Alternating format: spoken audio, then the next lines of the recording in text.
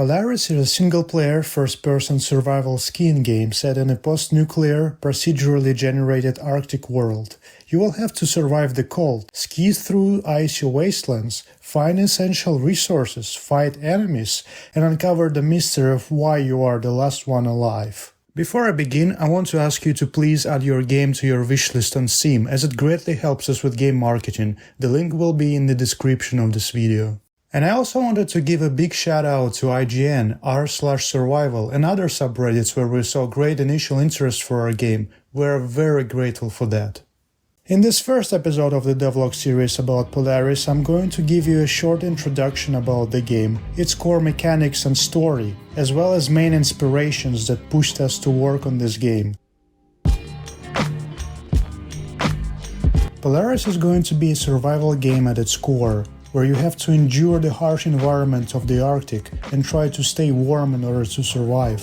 The weather will be dynamic with a full day-night cycle, but there will also be a random weather change, ranging from a calm and still clear day to a harsh and unforgiving snowy blizzard, which will also affect the temperature. You can heat yourself up through various means, such as campfire, warm clothes, or simply being inside of a protected shelter. Since the snow will be literally everywhere you go, we wanted to add another means of transport in addition to just going on foot. And what's the most obvious means of transport through endless snowy plains? That's right, dog sledding. Well, wait a minute, not so fast. I was actually talking about cross-country skiing. Now, dog sledding sounds extra fun, and we have it in our backlog. So we might take a bite at implementing it in the future, but let's discuss skiing instead. After having tried cross-country skiing IRL myself, I found it quite cool since you can potentially go anywhere on them as long as there is snow. Contrary to downhill skiing, which might be more fun IRL, but definitely not as practical as a survival mechanic, cross-country allows you to go forwards, backwards, sideways and even uphill. I'm actually quite perplexed that there aren't that many games featuring this method of movement.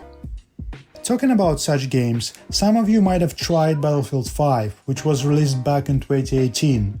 And while this game was not generally met with an overwhelming positivity from the player base, it had, in my opinion, one of the more interesting single-player mission mechanics out of many first-person shooters that I've played.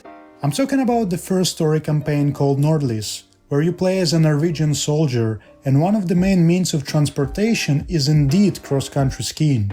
Now, I don't know why no one really talked about this cool mechanic, but I found it quite enjoyable to ski through snowy environments, even though those sections were quite short.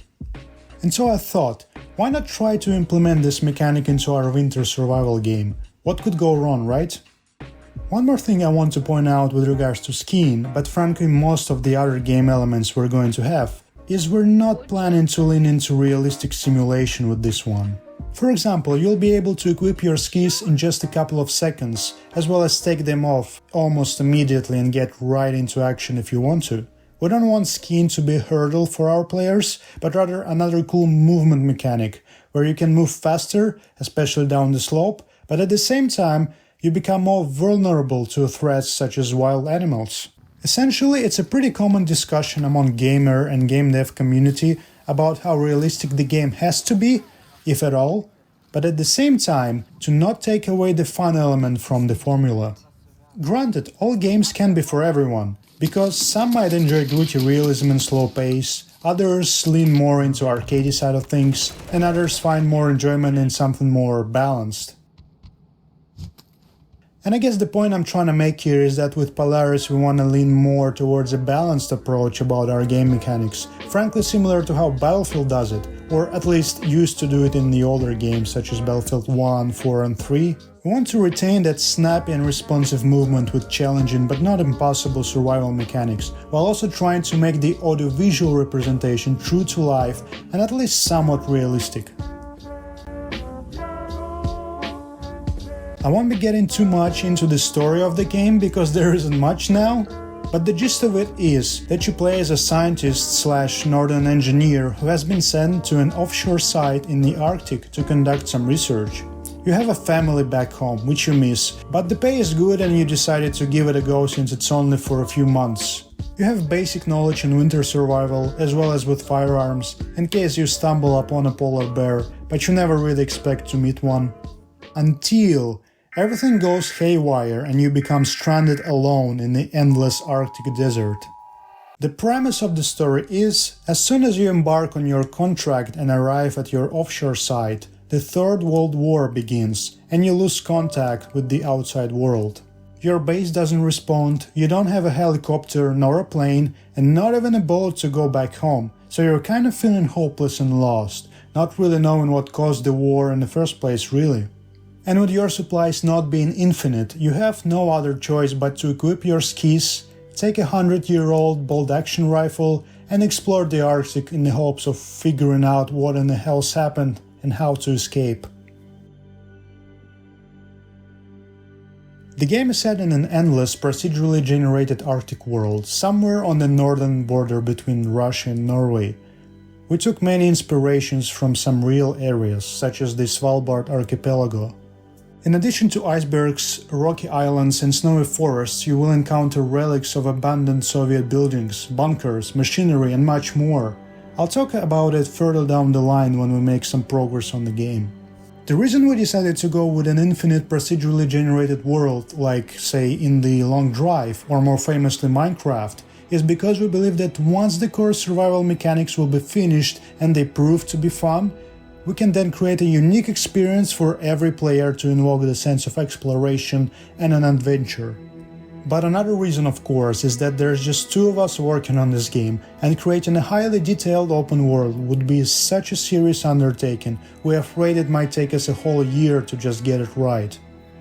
As I've mentioned, as long as we manage to make the core game mechanics solid and engaging, and make the procedural world interesting enough to explore, we could potentially create a great, quote-unquote, infinite winter survival game.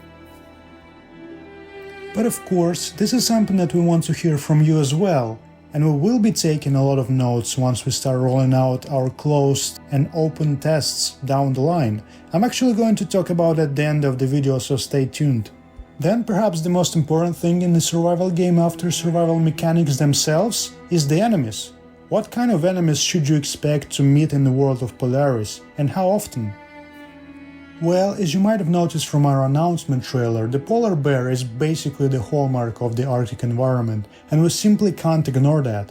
Then there's wolves, who can also be found in that region. Our bare minimum plan for the open beta is to have these two animals in the game and try to tune their AI to an acceptable level so that players' interactions with them will be meaningful. But that's not all. I said at the beginning that the game's story involves a certain mystery about the origins of the nuclear war and the main character's story. Now, I'm not going to say anything more, but I'll just affirm you that we do plan to have some humanoid enemies as the game's development progresses further down the line. And no, I'm not talking about zombies. We started working on Polaris at the end of March this year, although I had an idea for such a project for many years, just never really was able to get around to it. Our first priority was to create a versatile player controller that would fit the tone and theme of the game. And so I started to learn about blueprints and animations in Unreal Engine to create skiing mechanics, as well as do some sketches of the environment. Keep in mind that this is my first real game in Unreal Engine, as before I only really worked in Unity. As many have said online about Unreal, it definitely has a steeper learning curve, but boy oh boy was I impressed by what it can do with regards to graphics and other things. Overall, I don't regret switching from Unity to Unreal, especially considering all of the not so recent already news about Unity. As of making this video, we've almost completed our character controls together with skiing and UI, and I'm currently looking into implementing a temperature system, which would make the environment temperature change according to the weather and time of day, and also affect the player. Also, the procedural and infinite world generation is also working, but there is work to be done with regards to what environments we're going to generate and how far away they will be placed between each other. Overall, there is so much more to be done, even just to have all of the basic survival mechanics working. But me and my friend are very hopeful that we will manage to tackle all of the challenges before 1.0 release. And with your help and feedback, we can fix and improve the upcoming game even better. We are planning to have closed alpha, sometime at the end of July, right when we plan to have the core survival mechanics and world generation system finished. We're not exactly sure for how long we want this closed alpha to last, but I guess we will see depending on the number of players and your feedback. Then of course there's going to be Steam Next Fest in the middle of October, which is basically the biggest and greatest Steam event for promoting indie games. We're definitely joining this with an open demo and a new gameplay trailer. This is something every indie dev simply can't miss. Beyond that, we will be processing all of our players' feedback and making decisions according to that. Guys, we're not veterans at this and we want to be as transparent with you as possible, so all forms of feedback are appreciated.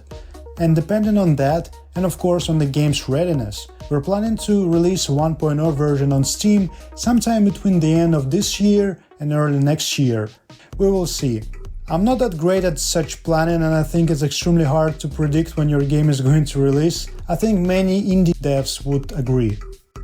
And before I sign out, I want to encourage you to join our waiting list for the closed alpha, which we're going to have in around a month on Steam.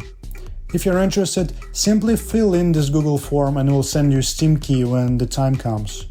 I wish you all a blessed day or night, don't freeze or get eaten by a polar bear and have fun!